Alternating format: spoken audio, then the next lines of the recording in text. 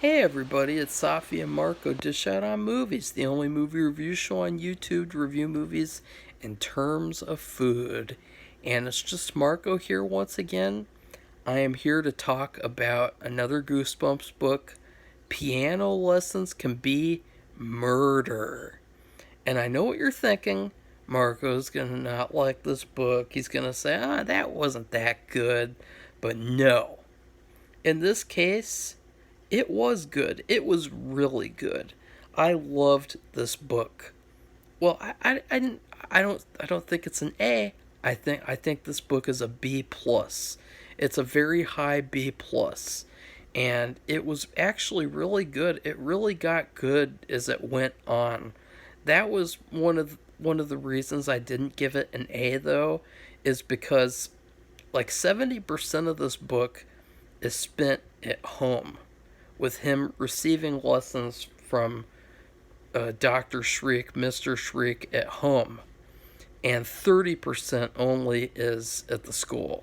So that was one thing I didn't like. I thought that it would be more of the school than in the episode, and I was excited to see, like, I can't wait to see, like, other horrors in the school. But no. We do get to see a little bit more in the school, though. We get to see uh, the scientist guys. We get to see his invention room where he has all these crazy inventions. Like he had this saxophone that could play by itself, and that was kind of pointless though, because it really hinted way too much at him being the creator of these robot people. That was not a good choice, I think, to show that. So that was another thing I didn't like. The last thing that I didn't like, I promise, I liked a lot in this book. There are only three things I didn't like, and so now this is the third one. The parents. The parents in this book are complete dog shit. Okay? They are the worst parents in Goosebumps book history.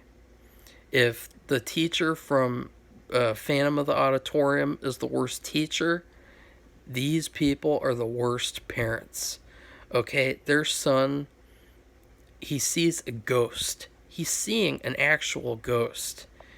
And the parents' immediate reaction is to send him to a psychiatrist.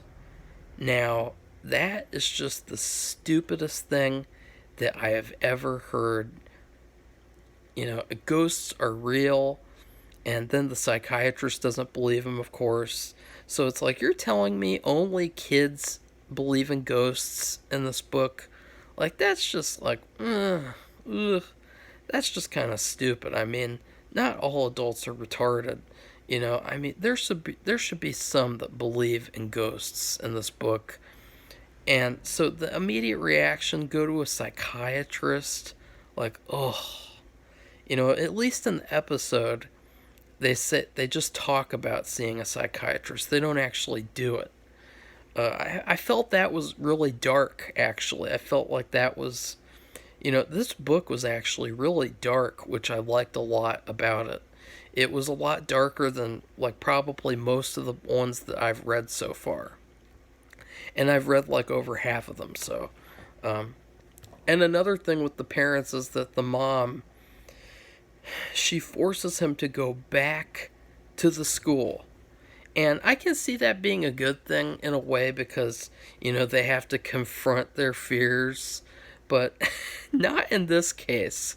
In this case, confronting his fear means he has to go in a school with like 100 robots that are all programmed to kill him.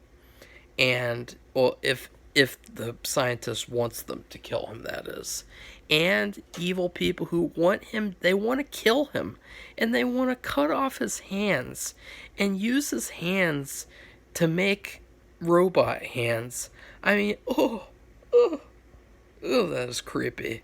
And this mom, and so to face his fears, he's got to face all of that. That's just a little over the top. I don't think that's a good message. There are certain cases where it's just too much to face by yourself. Like, let's say, like, remember the Rambo 5 movie where he like walked into this like army of cartel sex traffickers, and they all surrounded him, and he thought that he was going to kill all of them by himself. Like, it was stupid. It was a stupid idea, and it was a stupid thing to do. And in this book, they should have had the same logic, that would not be a smart idea. But of course, they didn't know, I guess, so it's fine. But the mom forces him to go back to the school for a final lesson because she doesn't want to waste her money. She already spent the money for him to do it. And it's like, God, what a complete boop bitch. Okay, you got this kid. He says he's uncomfortable going there. Just think, what if they were doing other things to him? What if they were molesting him at the school? And then the mom's like, I want you to go there one last time, because I paid a lot of money for you. And, ugh, what a terrible person. What a terrible parent. And then, to top that off, she refuses to wait outside. She says, I'm going to go do some errands now. And then I'll be back in like an hour or two. And it's like, what the hell? You're abandoning your kid at this building in the middle of nowhere? Like, ugh. And so, at least in the episode, they have the ghost woman come out and scare them to take them out of their delusion, that these parents have. So I can say at least that is good in the episode because it gives them a chance to have an arc. Since they don't believe in ghosts, let's have them see a ghost at the end. And that way they'll have to actually change and grow up, as they would say. And so things that I liked. Number one, I really liked the main kid, Jerry. I thought that he was actually a pretty good character. In the episode, he was like a weirdo. He would talk to himself like the entire book. In the episode. In the book, though, he's actually a pretty normal kid. And really the only things that are questionable is that he's seeing this ghost in his house. And these stupid parents just won't... Ugh. But yeah. And another thing that I liked about the book was the atmosphere. The wintry, cold, snowy atmosphere is perfect for a ghost story. So I really liked that a lot. That was like my favorite part of the book, was this atmosphere. And another thing that I liked was the villains. The villain in this book, Mr. Toggle, the scientist, he is probably one of the most evil villains in Goosebumps history. And to give you a reason why, in the book, he's kidnapping men, women, children, people of any age, of any kind, and he's killing them and cutting off their hands and using them to make robot music. Like, that is just so creepy and so evil. He's killed a lot of people. Like, R.L. Stine said this weird thing in his master class where he said he doesn't, quote, kill people. But there were kids in this book who got killed.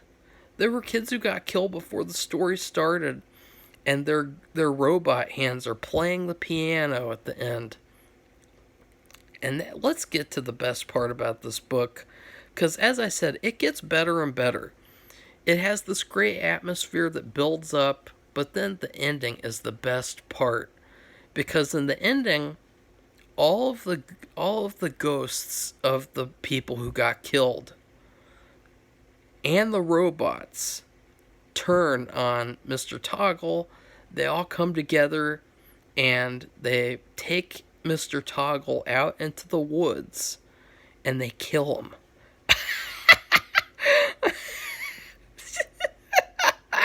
I mean, it's something you would never expect to see in a Goosebumps book. To see, I mean, this is like 100 people who carry one person out into the woods, and they all get good. They all get to take turns killing him. I mean, what what an amazing ending. I mean, that was probably one of the most dark, brutal things in Goosebumps history, and it was so good. All of them have bloody stumps.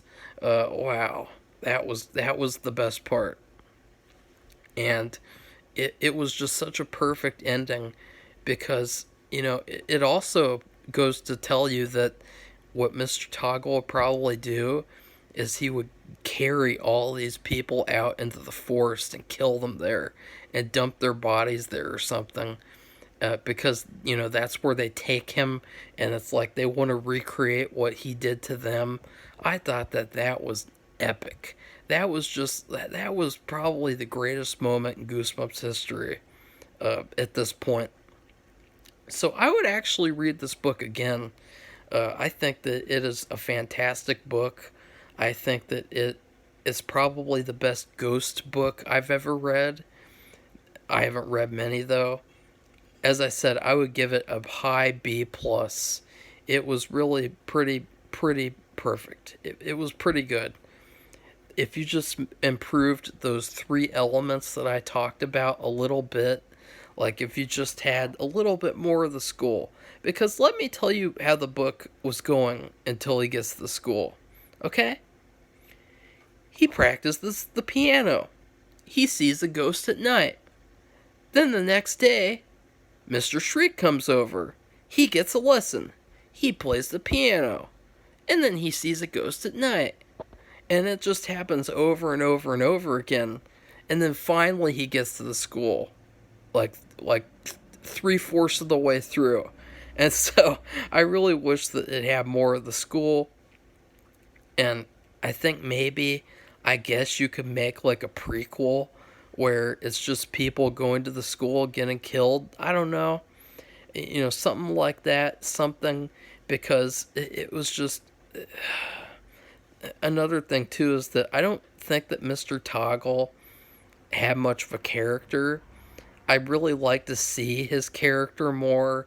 I'd like to see like a full story where we get to see his character, because as it stands, he's just a crazy guy who was killing people in the school. Like, you have to wonder, how did he get away with killing? I mean, he killed like 100 people without any notice at all. How did he get away with that? How did he start? What was his motivation? There's so many questions that you could answer if you wanted to, but still, this was a really good book. I highly recommend it. It's not boring at all. It's very good. If you read it in the winter, it'll probably be even better. So if you guys like this video, give it a thumbs up and comment. Tell me what you thought about Piano Lessons Can Be Murder. And then please subscribe to our channel for more Goosebumps book reviews. Goodbye, everybody. See you soon.